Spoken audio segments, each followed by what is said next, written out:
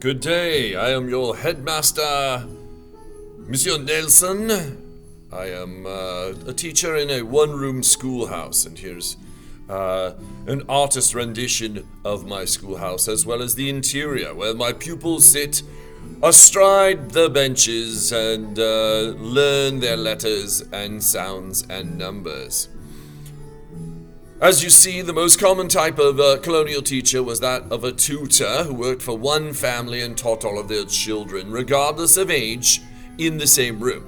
But there was also a second type of teacher, and that was the one that taught in a one-room style schoolhouse. If the neighborhood or community decided that they would pool their resources and everyone would pay a little bit, then they would hire a teacher who would teach in one room and teach all of the children, even of different ages. And they used the Bible as their main teaching book. The Bible served to teach them moral lessons as well as their letters, and their owned, usually a family owned only one book, and that book was the Bible. The job paid about $30 a year, and a teacher was expected to clean and maintain the building as well. And if it was a female teacher, then she was expected not to marry or even date at all. Of course, if she did marry, that would mean they would probably lose their teacher, as most married women did not work. John Adams would make about $3,000 a year as a lawyer, and carpenters typically made about $300 a year. So, on the scale, teachers were very much at the low end of the pay. So, as a result, they often taught adult educational classes as well, and tutored as much as possible so they could make more money. But it was not all about teaching the students, it was also maintaining and cleaning the schoolhouse itself. Here it is, here are some pictures of a teacher responsible for the many different ages. The teacher would then make sure that each student, each pupil of different ages would be getting what they needed as far as education goes. So part of it would be that the youngers would be learning their letters, while the elders would be learning to analyze information and read text. The horn book was made of wood, and after they had slaughtered an animal, they would take its horn and cut it, and after they cut the horn, they would use that as almost a lamination that would cover whatever it was that they were studying, say it was the letters or the numbers. And that way your ink from the inkwell would not spill on it and ruin your book.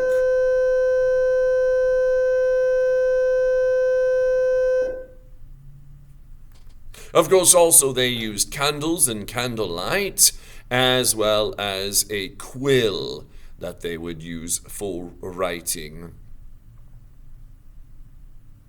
They used, sometimes, on occasion, slate chalkboards and chalk.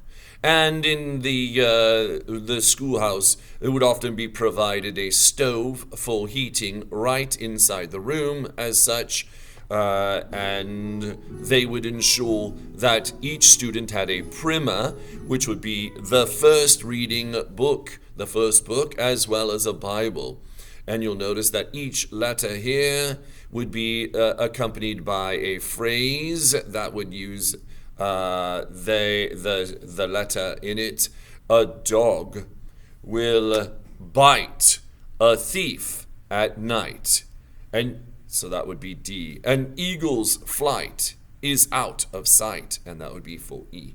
And they would be learning these phraseologies as well. How is the job done as a colonial teacher? You might have students as young as 4 years of age and as old as 20 years of age. Many of those students you would be teaching, and sometimes adults, just to be able to read and write, add and subtract, just basic, and also write your name. Students of much more advanced caliber, as well as having an extra money, would go on to college. Much of the information taught was from the Bible, of course, and they would go also to students' homes. Teachers, yes, They are still needed today, at least I should like to think so. However, becoming a teacher and the schooling environment as a whole has changed quite significantly. For example, teachers are required to have a bachelor's degree from an accredited college or university, teaching credential. In colonial times, proof that you could read and write might suffice, and you could become a teacher.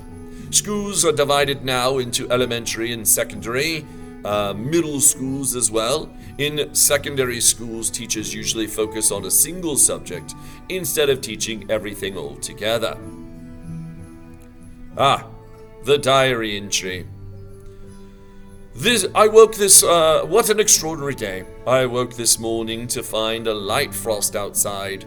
All 8 of my students were in class today. Luckily, John's family brought in firewood this morning, so our class was not freezing. First, we started our day off by reading scripture, and then we moved into addition. The elder students read from the book of Matthew, chapter 2 on this day, while the youngers worked from their primer on the forming of letters and numbers. I'm so thankful to be teaching my wonderful students. May tomorrow be as grand as today. Have a wonderful day